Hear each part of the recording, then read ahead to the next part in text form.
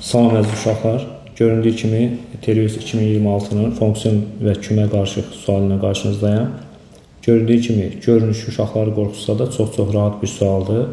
Burada əsas uşaqların anlamadığı hissə fa2.b, yəni f-a-dan b bir fonksiyon olduğunu və yaxud da f-a bərabərdir b olduğunu görmürlər və yaxud da algılamırlar. İlk dəfədir görürük deyir, amma bu bütün kitablarda, deməli LYS, YS kitablarında verilir. Deməli, burada biz görürük ki, fonksiyon təyinatını da verir, fx modulda x-dir və a küməsində müəyyən edib ki, -3, -1, 0 və 1, 2-dir.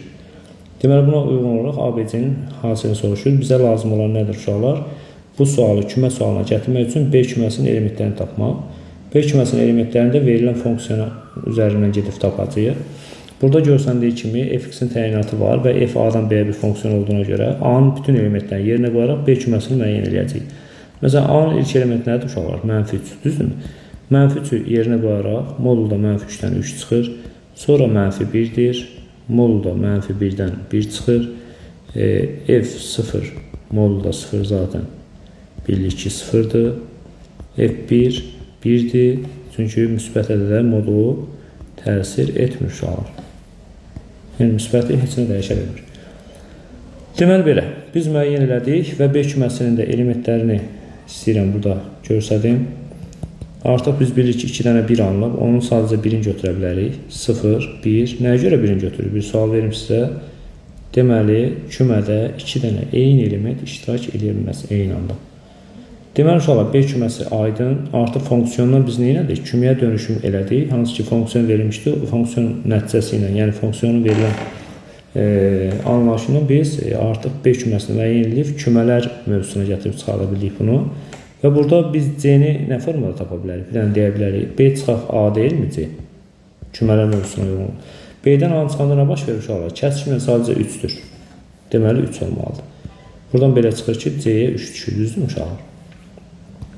A-dan B-nə çıxanda nə baş verir uşaqlar? A-dan B-nə çıxanda bir-bir elementləri biz silsək, 0-lar gedir, 1-lər gedir, 2-lər gedir və A-da qalır nə? -3 və 1.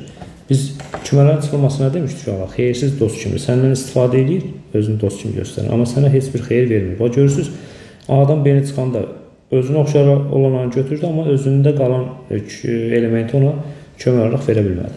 Və biz müəyyən edirik ki, uşaqlar, burada da biz bilirik ki, A çıxaq B-də A və B elementlərini verməlidir. Buradan bilirik ki, hasildə vurğuların yerini dəyişəndə hasil dəyişmədiyi üçün A-nın fərqi yoxdur, -3, B-də -1 fərq eləmir, hansı götürsək, əsas olur ki, hasildə zaten heç nə dəyişməyəcək. -3, -1 görürsünüz, A, B-ni də tapdıq və C-ni də müəyyən eləmiş ki, 3-dür. Artıq bunların nəticəsinin 9 olduğunu almış olur.